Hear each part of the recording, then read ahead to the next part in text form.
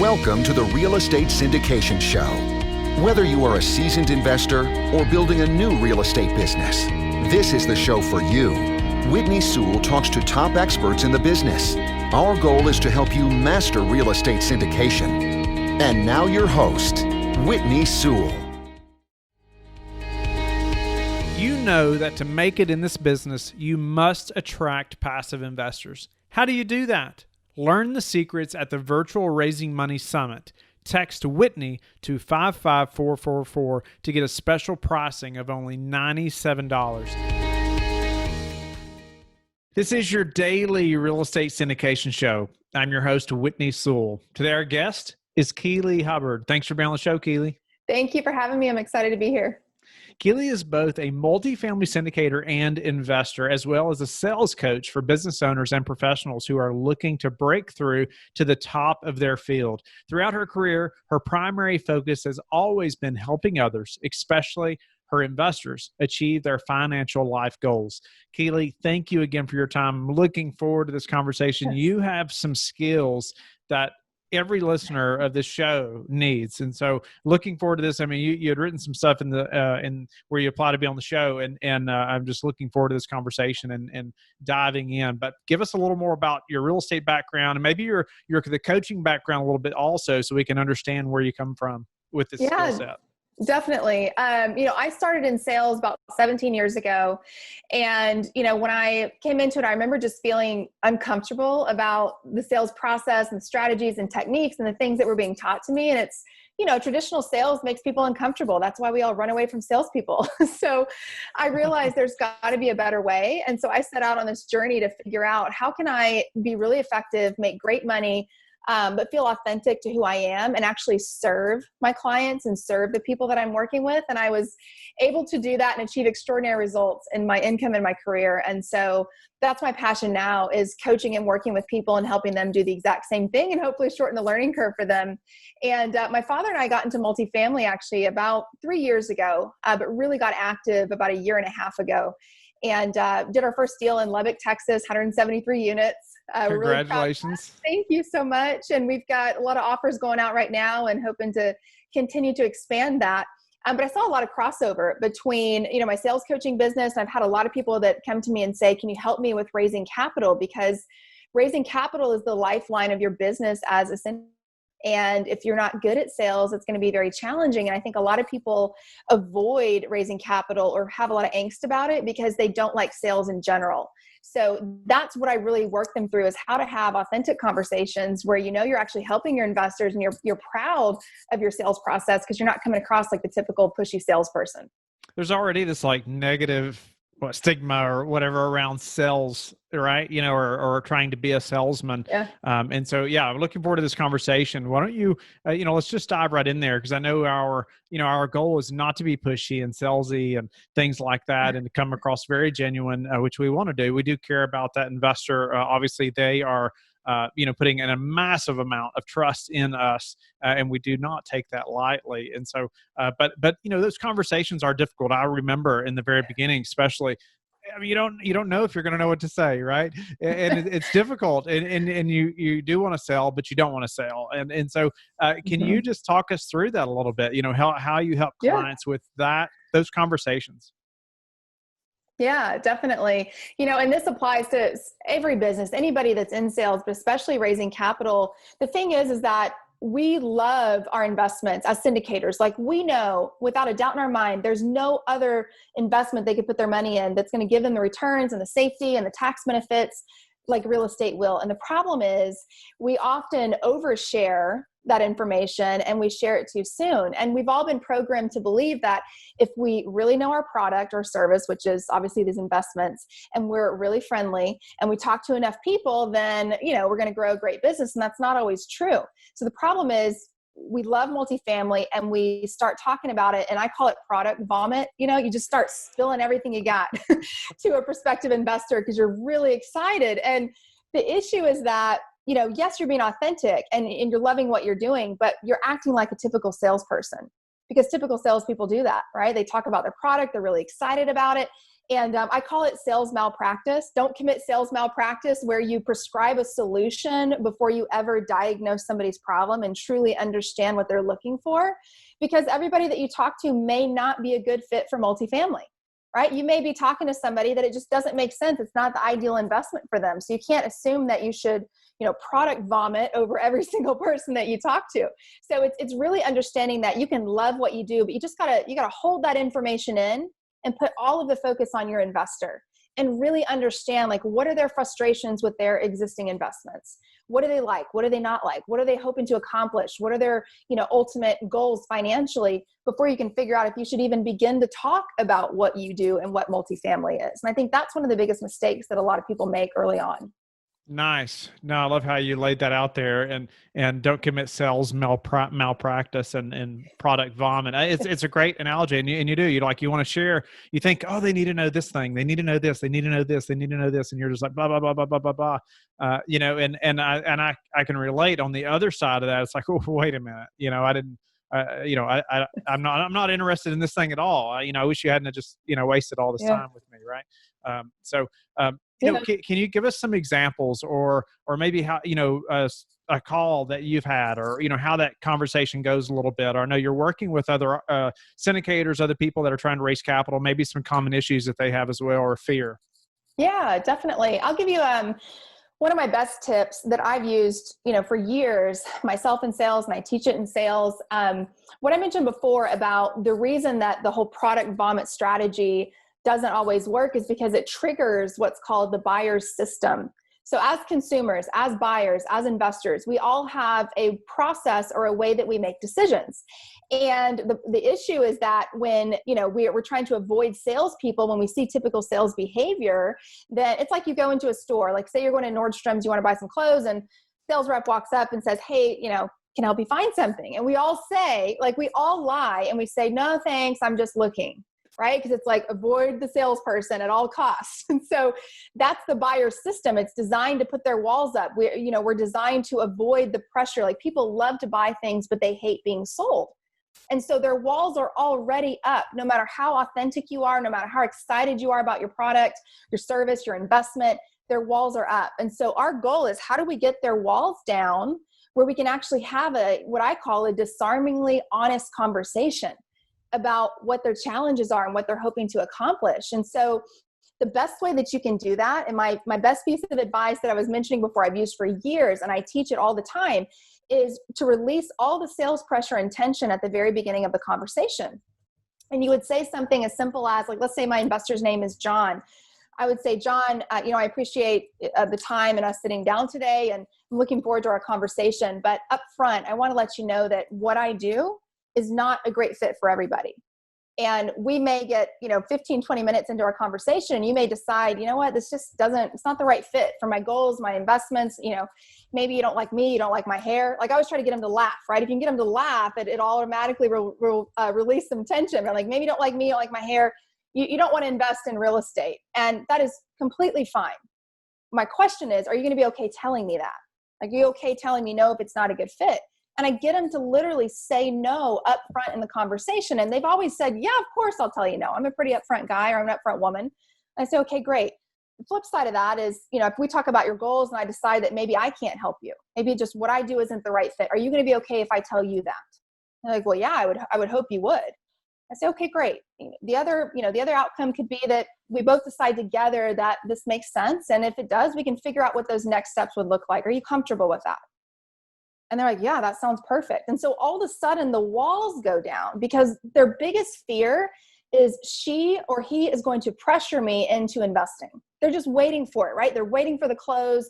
They're waiting for the pressure. They're waiting for the move, right? What's the next move they're going to do to get me to invest? I've only got, 2 spots left of this investment. People always try to pressure, but all this pressure, there's certain personality types. It doesn't matter how much you pressure. You've got, it's the best investment in the world, and you've got 1 spot left, and it's just for them. They feel that because it's typical salesperson behavior, and it triggers that buyer system, right? Remember, we're in Nordstrom and we tell a whopper. That's what we call it in Texas, a lie, a little fib. No, thanks. I'm just looking. It's because we're trying to avoid the salesperson. So what I teach is literally, if you just did the exact opposite of all the stuff that you hate about sales, you can be successful raising capital. in a nutshell. That's probably the most simple way to say it. Yeah. Wow. No, I love that. I appreciate you walking through the conversation like that a little bit too, because I think it's just great to hear an example. You put it out there like that, but knocking that wall down right away, but making them laugh a little bit Yeah. too. That's always a plus, right? I had a prospect one time, they were like, no, I love your hair. And I was like, oh, okay, good. Well, if there's any other reason you decide you don't want to do this, right?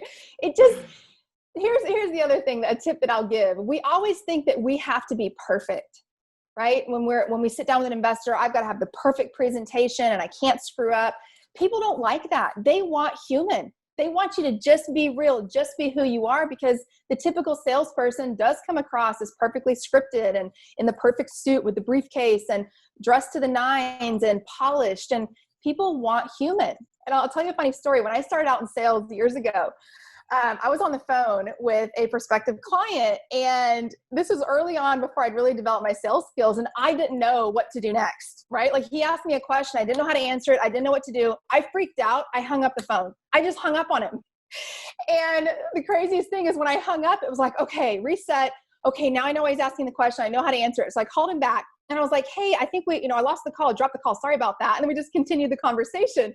And the funny thing is, like, if I can do that, if I can screw up that bad and hang up the phone on a prospective client, call him back, have a great conversation, and still close the deal, you can be successful raising capital when you're not perfectly scripted. I would encourage you to just be yourself. And if you don't know the answer to something, that's okay. I've had conversations when investors ask me a tough question, I'm like, you know what? That is a great question. I'm going to get you an answer, but I don't know. So I'm going to find out.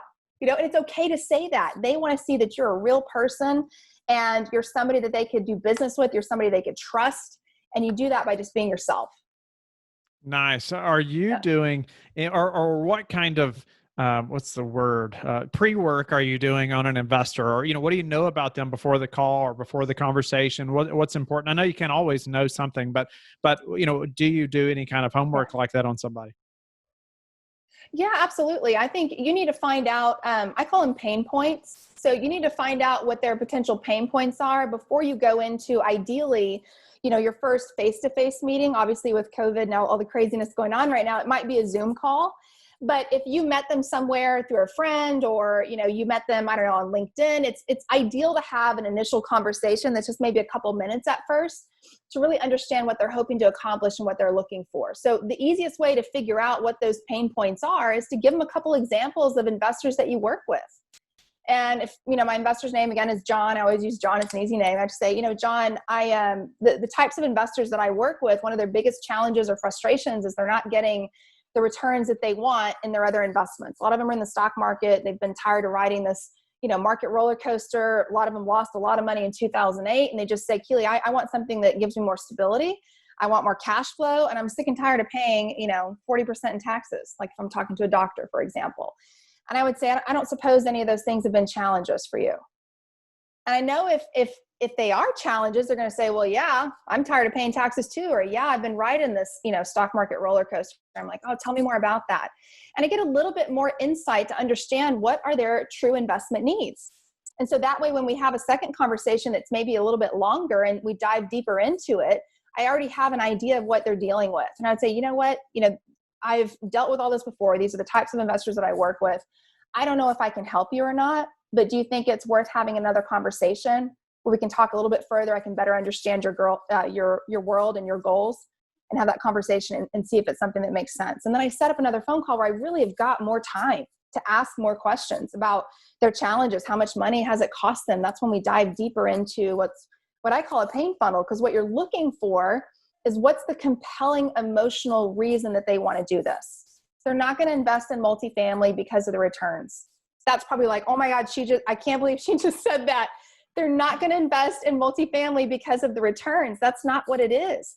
They're going to invest in multifamily because if they keep investing in the stock market and they lose half of their life savings like they have before, they can't afford to retire. Their wife has to go back to work. They can't buy the dream home in the Florida Keys. It's the emotional compelling reasons that are driving that decision. And that's what you've got to figure out. And so you don't want to do that on the first phone call, right? You just want to get the surface level stuff. What are the issues? Am I talking to somebody that has the problems that I can fix? And ask them, John, do you think it makes sense for us to have a deeper conversation? I'm not sure exactly if I can help or not, but a lot of the investors that I work with are saying the exact same things you're saying. Nice. I don't know if that's helpful, but Yeah, very helpful. No doubt about it. What else in the conversation is important as far as, how are you asking questions? What types of questions? Just to kind of build that trust up, right? And get to yeah. know them, care about them more. And I know, during that time you are finding out those pain points, you're learning more about them, Mhm. during at the same time, but any specific questions or way that you handle those so you're gaining information that you need. Yeah. I'll first say that, pain funnel sounds like it's something, it sounds like it's torture, right? Just the phrase, but it's not. You're not causing your investor pain. You're trying to help them discover their own issues. And because a lot of them, they have no idea what the core or the true or the real issue is with their investments. And you don't either. So it's a way to walk through that process together where it's not you sitting across a desk from them. It's you sitting beside them saying, hey, let's figure this thing out together. And so I always want to know, like, what do they love? What do they love about their existing investments? Because, as syndicators, we always want to very quickly, they say the stock market, and you're like, oh, let me tell you why that sucks. Let me tell you why you shouldn't be investing there and how amazing multifamily is. And when you do that, you trigger the buyer system, walls go up because you're acting like a typical salesperson. So instead, I want to know, what do you love about your current investment portfolio? What do you like about it? Because even if it's stocks, maybe they like the returns, they like the consistency, they like the dividends they're getting. I want to know these things so I can see, number one, do they have a reason to change or a need to invest in multifamily? And number two, is it going to be, is it the right fit? That's always what you're looking for. Is it the right fit? So I ask questions about what do they love about their current investments. If they could change one thing, what would it be? That's an easier way to dive into it. Not like, what do you hate about the stock market? Because they may not. They may love stocks. They may be like a serial stock investor and they love it. So you don't want to, step on those landmines by saying that. So I'd say, if you could change one thing about your investments, what would it be? I would love to get a higher return if possible. Okay, well, what in your world, what's a higher return? And so I'm trying to figure out the gap between where they are now and where they want to be. And I haven't even talked about syndication and how it works and how amazing multifamily is. I'm walking them through this process to figure out, what are your current issues, what's working, what's not working. And most importantly, the thing that trips up most people in sales and raising capital is they haven't discovered if there's urgency.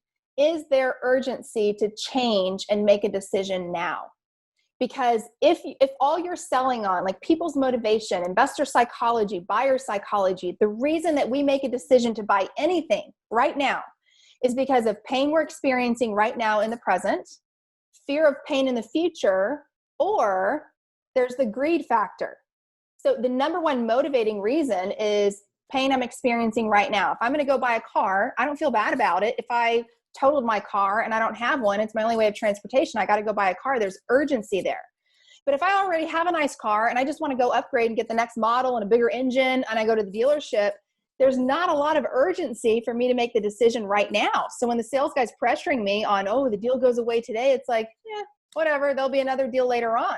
So think about that in the investment world.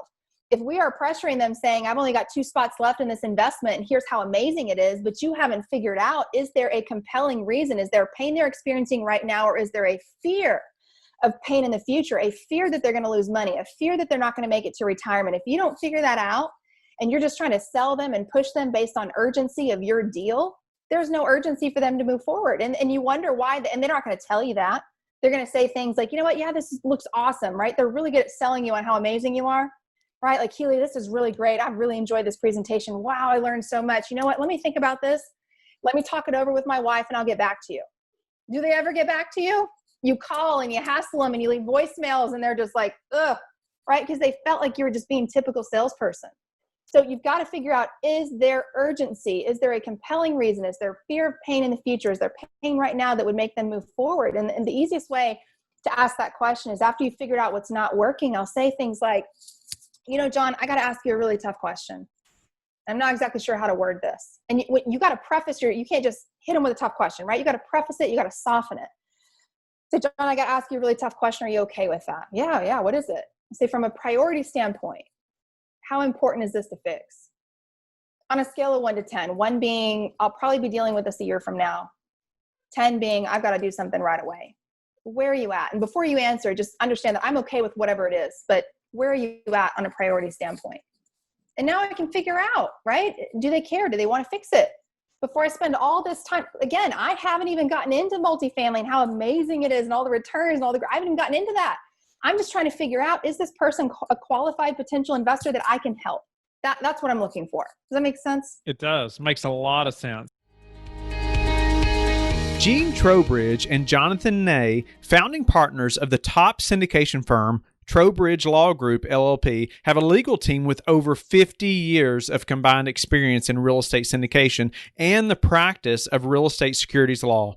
Over this time, Gene and his partners in several past firms and currently have helped clients raise close to $5 billion in offerings by empowering entrepreneurs to raise capital legally. To learn more about Trowbridge Law Group, LLP, visit their website at trowbridgelawgroup.com or follow them on Facebook, Instagram, or Twitter. Talk about your follow-up process a little bit as well. Yeah, follow up after that first meeting or? Right. So you've had the first conversation like you've talked about. What happens next? So I've got to figure out, if I've got an investor that has urgency, then I'm letting them know, here's our typical process of how we acquire deals. We're always looking in various markets. They understand the markets we're looking in. I make sure they know exactly how the deal process works. So you're going to get a phone call from me as soon as we get an accepted LOI. That doesn't mean that we're officially under contract, but I want to make sure that you know, because I know how important it is for you to get into the next investment. So I'm going to let you know when we have an accepted LOI. And I'm going to give you a call and I'm going to say, hey, John, we've got a property in XYZ market, this many units. And at that point, you'll look through the investor deck. You'll probably have some questions for me and make sure I answer those for you. And you want to make sure that you get into it as soon as you can. Sometimes these deals reach full capacity within 45 days. Sometimes it takes a little bit longer, but I just want to make sure that you get in the deal. So that's the typical process that would happen. Do you have questions for me around that? Because I want them to know, here's what you can expect from me going forward. And if we don't have a deal, like if, I try to make it a point to talk to your investors at least once on the phone or Zoom every 30 days. You have to. You've got to get on the phone, and it's not enough to send a newsletter or an email. Nobody wants a newsletter with a market update. I know this is going to sound crazy, and people probably won't like me for saying this, but they don't. You know how many newsletters they get from investors? From syndicators that are updating them on things? How many phone calls do they get where you're calling them and saying, hey, I just want to give you an update. We placed an offer on 2 great properties. We didn't get them, but we've got 2 more in the pipeline. I'm actively working on finding a deal. How are you doing? Out of curiosity, you mentioned something, their kids got a soccer tournament. How's the soccer tournament going? Keep notes on your investors because they need to know that you care about them. And you can't fake that. Like if you don't care about them, you shouldn't be in this business, right? But we want to have those conversations and those follow-ups every 30 days and let them know exactly what we're working on, because you don't want to have that initial conversation with them that was really great. And then all of a sudden you haven't talked to them, and 6 months later, it's like, hey, got a deal for you. You're just training them to think that every time you Right. call them, you're trying to sell them something, right? Yeah. No, that would definitely help you to stand out. No doubt about it. I don't know anybody that calls their investors once a month. No doubt. Yeah. That would help you to stand out, and they're going to remember who you are. Definitely more than It might getting be a newsletter. 5 minutes. It could be Right. a 5-minute conversation, but you're just checking in. Hey, what's going on? Want to let you know what we're working on. Is there anything I can do for you in the meantime? You're building relationships with people. This is a relationship business. And I think sometimes people avoid getting on the phone because of this whole notion of, I don't like sales. And it's Right. like, sales doesn't have to be like that. It doesn't have to be the, cheesy, pushy, slimy, aggressive sales. That's not, you can be authentic and true to who you are and really serve your investors and serve your clients and feel good about it. That's awesome. What CRM do you use or recommend? I like ActiveCampaign. I love Salesforce, but that's way too big of an engine for for what most investors are doing. But Right. I like ActiveCampaign. What's been the hardest part of the syndication process or journey for you, Keeley? Patience. I am a, go-getter, I want it now type of person. And, learning that the right deals are going to come along, and to never, ever, ever compromise your underwriting just because you want to get a deal done or just because your investors are waiting on you to get a deal done. I would much rather be super conservative, get the right deal, and make sure my investors are taken care of long-term. So it's being patient and knowing that you're going to have the disappointments. You're going to get emotionally attached to a property that you know is amazing, could give your investors incredible returns. You're excited about it and you don't get it. So you've got to understand that there's going to be that emotional roller coaster, not get too attached to things, and be patient and know that the right deals are going to come along. And this is not a sprint. This is a slow and steady wins the race. Build a portfolio over time, build investors who are raving fans, love you, and refer all of their friends to you. That's a business that will last.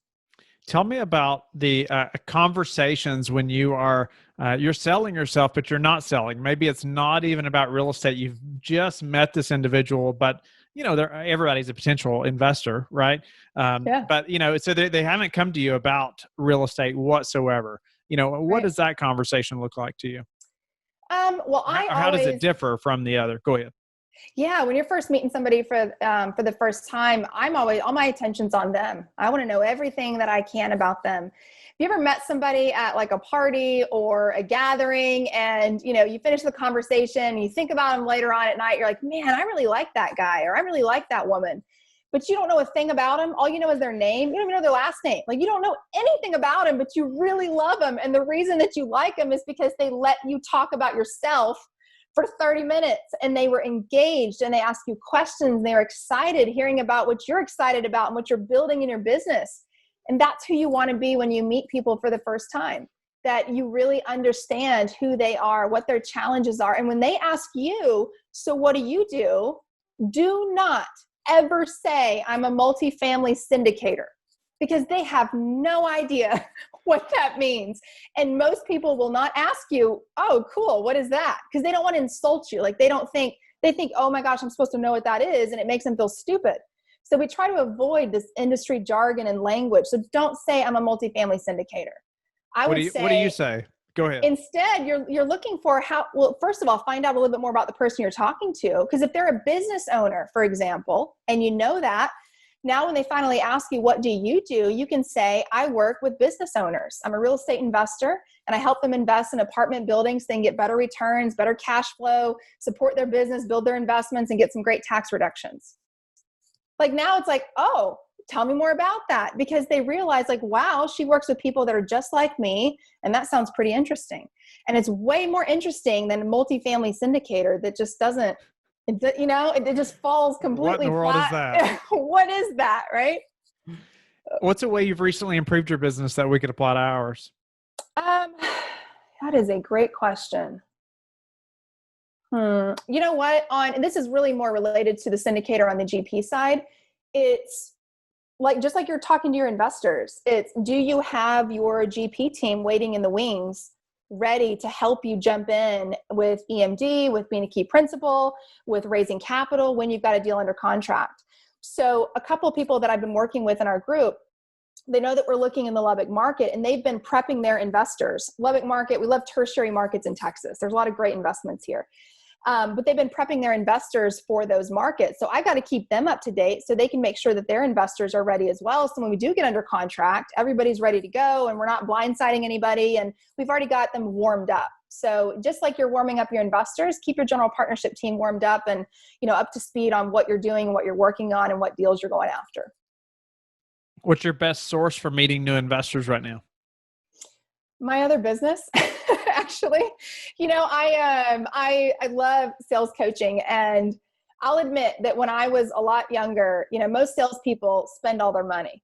I don't think that's a secret. Most salespeople are like, "Woo, making great money. Let me go buy the most expensive car and go shopping on Rodeo Drive." And I was one of those, right? I was just blowing money right and left, making more money I'd ever made in my life in sales, but I was really young and dumb, and I wasted a lot of it. And not all the people that I work with right now are young like that or spending all their money, but they are either hardworking, business owners, they're network marketers, life coaches, business coaches, multifamily syndicators. And it's helping them understand, you're making great money. Let's say you double your income from just learning how to be better at sales.